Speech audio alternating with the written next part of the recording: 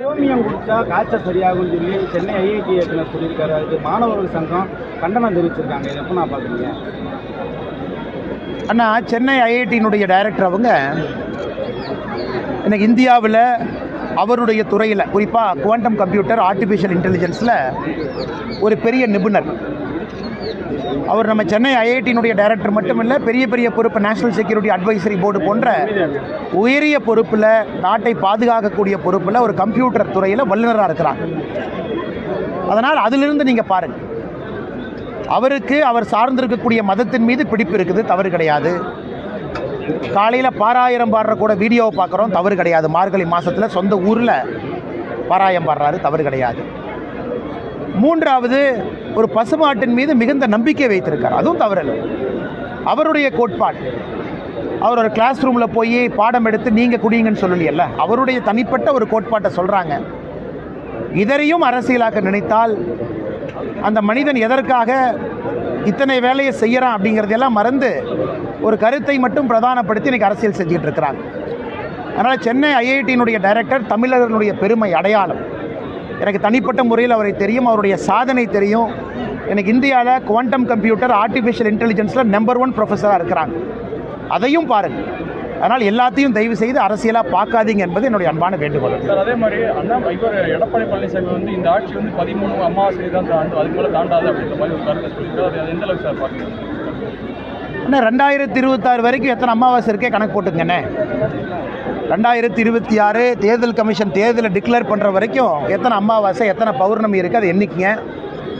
அதன் பிறகு இந்த ஆட்சி இருப்பதற்கான வாய்ப்புகள் இல்லை, அதற்கான அறிகுறிகள் மிக தெளிவாக இருக்குது. முதலமைச்சர் மீனாட்சி அம்மன் கோயில் வாசலில் இந்த வீதியில் நடந்து பொதுமக்களை சந்தித்தா தெரிஞ்சிடும் மக்கள் எந்த அளவுக்கு இதன் மேல் ஆட்சியின் மீது கோபத்தில் இருக்கிறாங்க. அதனால் அது எத்தனை அமாவாசையோ 2026 தேர்தல் வரும் வரை அத்தனை அமாவாசைக்கு தான் அந்த கட்சி ஆட்சி தாங்க. அரசியலில் நிறைந்த எதிரியும் இல்லை நண்பனும் இல்லைங்கிற ஒரு வாதம் இருக்குது. அதன் அடிப்படையில் அதிமுக உங்களுக்கான கூட்டணி முடிவுக்கு உங்களோட உரையாடல் தான் முக்கியமான காரணம்னு சொல்லப்பட்டது. இனிமேல் வருகிற 2026 அந்த காயங்கள் அந்த உரையாடல் எல்லாம் மறந்து அப்போ நான் அந்த அளவுக்கு பெரிய ஆள் ஆகிட்டேன். நானே ஒரு தனி மனிதன் பாரதிய ஜனதா கட்சியினுடைய காரியகர்த்தா ஒரு விஷயத்தை சொல்கிறாரு.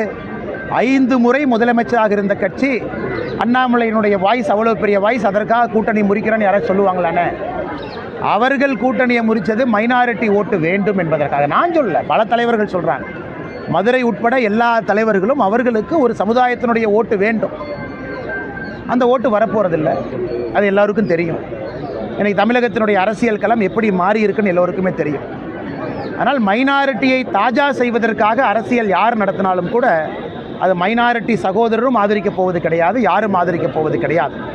நாம இருந்தால் இந்துக்களும் ஆதரிப்பாங்க, இஸ்லாமியர்கள் ஆதரிப்பாங்க, கிறிஸ்தவர்கள் ஆதரிப்பாங்க. அதனால் இன்றைக்கி அண்ணாமலை என்ன 10 முறை முதலமைச்சர் இருந்திருக்கிறாரா? அண்ணாமலை சொன்னார், அதனால் நாங்கள் கூட்டணியை முறிச்சோம்னு. அந்தளவுக்கு அண்ணாமலை பெரிய ஆள் கிடையாது. அதனால் தயவு செய்து யாராவது அந்த மாதிரி சொன்னீங்கன்னா என்னையும் பெரிய ஆள் ஆக்காதீங்கன்னு தான் நான் சொல்கிறேன். ஒரு கட்சி மீண்டும் இணைவது இல்லை அப்படிங்கிறத தாண்டி கொள்கை ரீதியான அரசியலை முன்னெடுத்திருக்கோம். அறநிலைத்துறை அகற்றுவோம் நாம் சொல்லியிருக்கோம். எத்தனை பேர் ஏற்றுக்க போகிறாங்க கூட்டணிக்கு வர்றவங்க, அதையும் பார்க்கணும். தமிழகத்தில் 2026 கூட்டணி ஆட்சிங்கிற முழக்கத்தை வச்சுருக்கோம். முதல்ல இருந்து சொல்கிறோம், எத்தனை பேர் ஏற்றுக்குவாங்க திராவிட கட்சிகள். ஆனால் நண்பர்களுக்கும் தெரியும், எங்களை பொறுத்தவரை ஒரு தனி பாதையில் தேசிய ஜனநாயக கூட்டணி பயணம் செய்ய ஆரம்பித்திருக்கிறது. 2026 மாற்றத்தை நோக்கி நடைபோட்டுக் கொண்டிருக்கிறது.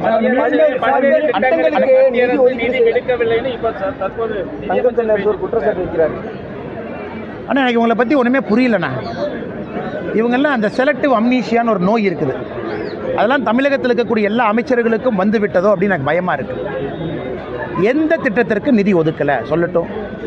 கடந்த 10 ஆண்டுகளாக எவ்வளவு நிதி ஒதுக்கி இருக்கின்றோம் என்று பாராளுமன்ற தேர்தலின் பொழுது 36 பக்கம் வெள்ளை அறிக்கை தாக்கல் செஞ்சுருக்கோம். பத்திரிகை நண்பர்களுக்கு வேணும்னா மறுபடியும் ஒரு முறை அந்த வெள்ளை அறிக்கையை கொடுக்குறோம். 36 பக்கம், 11 லட்சம் கோடி ரூபாய் 10 ஆண்டுகளில் பார்க்கட்டும். சென்னை மெட்ரோ 43,000 கோடி வாங்கி கொடுத்துருக்கோம். இத்தனைக்கு இவங்க மாநில அரசு ப்ராஜெக்டை டிக்ளேர் பண்ண பிறகு மத்திய அரசு பணமே கொடுக்கக்கூடாது. ஆனால் இதனால் மக்கள் பாதிக்கிறாங்க. இவங்க அரசியலுக்காக மக்கள் எதற்கு பாதிக்கப்பட வேண்டும் என்பதற்காக பிரதமர் கடிதம் எழுதி 43,000 கோடி ரூபாய் சென்னை மெட்ரோக்கு வாங்கி கொடுத்துருக்கோம். இன்னும் இவங்கெல்லாம் அதெல்லாம் காதில் என்ன உங்களுக்கு என்ன பஞ்சு வச்சு அடைச்சிருக்காங்களானே? கண்ணு தெரியாதா அவங்களுக்கு? அதனால் நீங்கள் திமுகவினுடைய அமைச்சர்கள் கொஞ்சம் காதையும் கண்ணையும் திறந்து இந்திய அரசியலில் என்ன நடக்குது. பிப்ரவரி 1ஆம் தேதி நம்ம பட்ஜெட் வர இருக்குது, இந்தியாவினுடைய பட்ஜெட். அதிலும் தமிழகத்திற்கு பெரிய அளவில் திட்டங்கள் நிதிகள் வரும். அதனால் வேண்டுமென்று இவர்கள் ஆட்சியினுடைய லட்சணத்தை மறைப்பதற்காக தினமும் மத்திய அரசின் மீது குறை சொல்வதை மட்டுமே ஒரு முழு நேர வேலையாக திமுக அரசு வச்சிருக்கிறாங்க. மக்கள் கோபத்தை வெளிப்படுத்துறதுக்கு தான் தேர்தல், ஆனால் தேர்தலே புறக்கணிக்கிறீங்க. அண்ணா, இந்த தேர்தலால் ஆட்சி மாறுதாங்கண்ணா? இந்த ஒரு தேர்தலால் ஆட்சி மாறப்போகுதாங்கண்ணா? இந்த ஒரு தேர்தல் நல்லா புரிஞ்சுக்கணுங்கன்னா, இந்தியாவில் எங்கேயுமே இது போன்ற தேர்தல் அதிகமாக நடக்காது. 2021 தேர்தலுக்கு ஒரு தேர்தல், இடைத்தேர்தல். அந்த இடைத்தேர்தலுக்கு ஒரு இடைத்தேர்தல். 5 வருஷத்தில் ஒரு தொகுதியில் மக்கள் 4 முறை ஓட்டு போட்டாங்கன்னா ஜனநாயகத்தின் மீது உங்களுக்கு மரியாதை வருமா வராதாங்கண்ணா? அதே ஒரே குடும்பத்தில் 2 பேர்த்த நிப்பாட்டி எத்தனை முறை மக்களை பார்த்து ஓட்டு கேட்பீங்க? மக்கள் எத்தனை முறை ஓட்டு போடுவாங்க? இப்போ வரக்கூடிய சட்டமன்ற உறுப்பினர் 8 மாதம் 9 மாதங்கண்ணா, அவ்வளோதான். அதனால் மக்களுக்கும் தெரியும். இந்த அளவு நீங்கள் வாக்கு சதவீதமே பாருங்கள். ஈரோடு கிழக்கில் மக்கள் எத்தனை பேர் ஓட்டு போடுறாங்க? ஜனநாயகத்தின் மீது வெறுப்பு தான் வரும். ஆனால் நியாயப்படி தேர்தல் ஆணையம் இது போன்ற தேர்தல் நடத்தவே கூடாது. இடைத்தேர்தல் நடத்தலாம். இடைத்தேர்தலுக்கு இடைத்தேர்தல் மக்கள் எத்தனை முறை ஓட்டு போடுவாங்கன்னா முதல். இரண்டாவது, நாங்கள் தேர்தலில் போட்டி போடுறதுக்கு தயாராக இருந்தால் இவங்க நேர்மையை நடத்துவாங்களா? அந்த ஆட்சியரை மாற்ற மாட்டாங்க, எஸ்பியை மாற்ற மாட்டாங்க, எதுவுமே செய்ய மாட்டாங்க. அதே பட்டியல் அடைச்சது தமிழ்நாடு முழுவதும் நீங்கள் போட்டு காட்டினீங்க. நாங்கள் எல்லாத்துக்கிட்டையும் முறையிட்டோம். மாநில தேர்தல் ஆணையம் முழு கண்ட்ரோலில் இருக்குது, ஆஃபீஸரை வச்சு நடத்துகிறாங்க. அதனால் நேர்மையாக நடக்கும் என்கின்ற நம்பிக்கை இருக்கா? நாங்கள் தேர்தலில் நிற்கிறோங்கிற ஒரு காரணத்துக்காக மக்கள் எதற்காக பட்டியலை திரும்ப அடைக்கப்பட வேண்டும்? ஏன்னா முதலமைச்சர் நாங்கள் பட்டியலையே அடைக்கலின்னு சொல்கிறாராண்ணா? அதனால் எங்களை பொறுத்தவரை இந்த தேர்தல் ஒரு வேண்டாத வேலையாக ஈரோடு கிழக்க பார்க்குறோம். 9 மாதத்திற்கான சட்டமன்ற உறுப்பினர், அதில் என்ன பிரயோஜனம் வரப்போகுதுங்கண்ணா?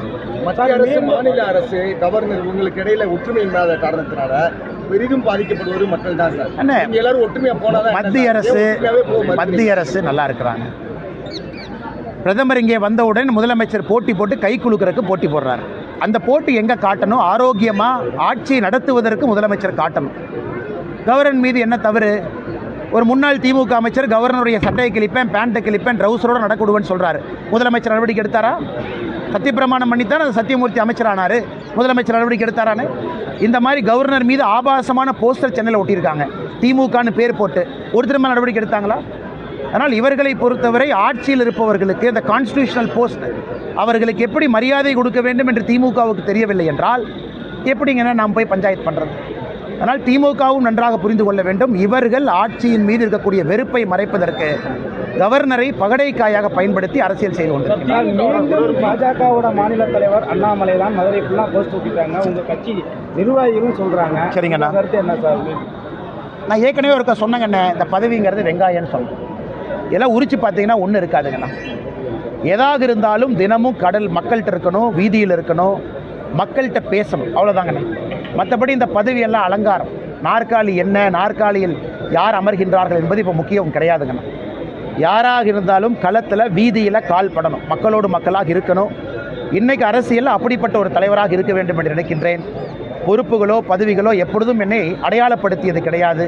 வருகின்ற காலத்திலும் அது அடையாளப்படுத்த போவது கிடையாது. ஒரே தேர்தல் வந்து பாஜக சரியா இருக்காதுன்னு சொல்லி முதல்வர் பேசியிருக்காரு சார். சரி, அப்போ எங்களுக்கு சரியா இருக்காதுன்னா உங்களுக்கு சரியா இருக்குமல்ல? அப்போ ஒரே நாடு ஒரே தேர்தலுக்கு முதலமைச்சர் ஆதரவு கொடுக்க வேண்டும் தானே? இப்போ முதலமைச்சர் ஐயா மு.க. ஸ்டாலின் அவங்க சொல்கிறாங்க, இது பாஜகவுக்கு நல்லதில்லை ஒரே நாடு ஒரே தேர்தல்னா. சரி, எங்களுக்கு நல்லதில்லைன்னா உங்களுக்கு சந்தோஷம் தானே? அப்போ எங்களுக்கு நல்லதில்லைன்னு நீங்கள் நினைக்கிறீங்கன்னா நாங்கள் தைரியமாக கொண்டு வர்றோம், தைரியமாக வாங்க. அதனால் முதலமைச்சர் அவருடைய பேச்சை நான் நேற்று கவனிச்சேங்கண்ணா. இது பாஜகவுக்கு நல்லதுன்னு நாங்கள் கொண்டு வரல, நாட்டுக்கு நல்லதுன்னு கொண்டு வந்திருக்கோங்கண்ணா. பாரதிய ஜனதா கட்சி எப்பொழுதுமே ஒரு திட்டத்தில் எங்களுக்கு நல்லதான்னு பார்க்குறேன். நாட்டிற்கு ஒரே நாடு ஒரே தேர்தல் நல்லது, நாட்டிற்கு நல்லது என்பதால் அது பாரதிய ஜனதா கட்சிக்கும் இந்திய மக்களுக்கும் நல்லது, அவ்வளோதாங்க. அதனால் முதலமைச்சர் அவர்கள் மறுபடியும் அவருடைய தந்தையார் எழுதியிருக்கக்கூடிய சுயசரிதை புத்தகத்தை படிக்கட்டும். அதில் கலைஞர் கருணாநிதி அவர்களும் ஒரே நாடு ஒரே தேர்தல் வேண்டும் என்று எழுதியிருக்கின்றார். அதை படித்துக்கொண்டு மனதை மாற்றிக்கொள்ள வேண்டும் என்று நான் அன்போடு இந்த நேரத்தில் கேட்டுக்கொள்கிறேன். சாட்டை கையில் எடுத்த காலகட்டத்தில் விமர்சனம் தொடரும். கொண்டு வந்த சாட்டை வேற, அவர் அடிச்சுக்கிட்ட சாட்டை வேற உண்மை. ரெண்டாவது பிஜேபியும் பாலியல் குற்றச்சாட்டுகளுக்கு மதுரையில் கூட முக்கிய படம் மாற்றி இருக்கிறாரு. இதற்கெல்லாம் என்ன செய்ய போறாருன்னு கீதாஜி உள்ளிட்ட பல்வேறு அமைச்சர் நல்லா புரிஞ்சுக்கண்ணே. மதுரை பொறுத்தவரை குறிப்பிட்ட நபர் ஏப்ரல் 2024 காவல்துறை அவர் மேலே வழக்கு போடுறாங்க. கோர்ட்டில் அந்த வழக்கு ரத்து செய்யப்படுகிறது. நல்லா புரிஞ்சுக்கணும், கோர்ட்டில் அந்த வழக்கு ரத்து செய்யப்படுகிறது. கோர்ட்டு 2 பக்கம் கேட்டு அதன் பிறகு காவல்துறை மறுபடியும் கோர்ட்டுக்கு போகிறாங்க. 3 மாதம் கழிச்சு 4 மாதம் கழிச்சு. ஏப்ரல் 2024 எங்கே இருக்குன்னா இன்றைக்கி ஜனவரி 2025 எங்கே இருக்குது? மறுபடியும் காவல்துறை கோர்ட்டுக்கு போய் வழக்கை ஓப்பன் பண்ணுறாங்க. ஏப்ரல் 2024 காவல்துறையிட்ட எவிடன்ஸ் இல்லை, அதை பார்த்து தான் கோர்ட்டு க்ளோஸ் பண்ணாங்க. இன்னைக்கு காவல்துறை புதுசாக எங்கிட்ட எவிடன்ஸ் இருக்குது, அவங்க என்ன எவிடன்ஸ்ன்னு காட்டட்டும். நான் ஒரு கட்சியின் தலைவராக ஒருவரின் மீது நடவடிக்கை எடுக்க வேண்டும் என்றால் எஃப்ஐஆரை வச்சு நடவடிக்கை எடுத்துருவானா? இந்த கேஸில் காவல்துறை போட்ட முதல் தகவல் அறிக்கையை கோர்ட் ரத்து செஞ்சிருக்கிறாங்க. அதன் பிறகு இரண்டாவது முறை கிட்டத்தட்ட 8 மாதங்கள் கழித்து மறுபடியும் காவல்துறை மறுபடியும் கோர்ட்டில் போய் அந்த கேஸை ரீஓப்பன் பண்ணுறாங்க. அதன் பிறகு அவர் கைது செய்யப்பட்டிருக்கிறார். அதனால் மாநில தலைவராக நான் நடவடிக்கை எடுக்க வேண்டும் என்றால் நான் எவிடன்ஸை பார்க்கணும். நார்மல் கேஸில் நான் பார்க்க மாட்டேன். பட் இந்த கேஸில் ஏன் பார்க்கணும்னா கோர்ட்டு முதல்ல ரத்து பண்ணி நீ என்ன புதிய எவிடன்ஸை கொண்டு போய் கோர்ட்டில் காமிச்சேன். இதைத்தான் நான் திரும்ப திரும்ப சொல்கிறேன். பாரதிய ஜனதா கட்சியின் மீது எல்லா இடத்துலையும் நீ கேஸ் போடுறேன். நீ கேஸ் போடுறேங்கிற ஒரே காரணத்துக்காக நான் ஆக்ஷன் எடுத்துனாங்கன்னா எத்தனை பேருக்கு மேலே அவங்க கேஸ் போடுறாங்க? அதனால் யாரையும் இங்கே அவர் நல்லவர் கெட்டவர் நான் சொல்லி, அவர் இன்னைக்கு நல்லவர் இந்த பத்திரிகை சந்திப்பில் சொல்ல, கெட்டவர் நான் சொல்ல, அவருக்கு இது போல் நடந்திருக்கிறது என்கின்ற கருத்தை வைக்கிறேன். இரண்டாவதுங்கன்னா மதுரை நண்பர்கள் என்னுடைய ஊருக்கு வரணும், எங்கள் கிராமத்துக்கு வரணும். ஒரு ஆண்டும் பழனிக்கு நாங்கள் காவடி எடுப்பதை நீங்கள் பார்க்கணும்.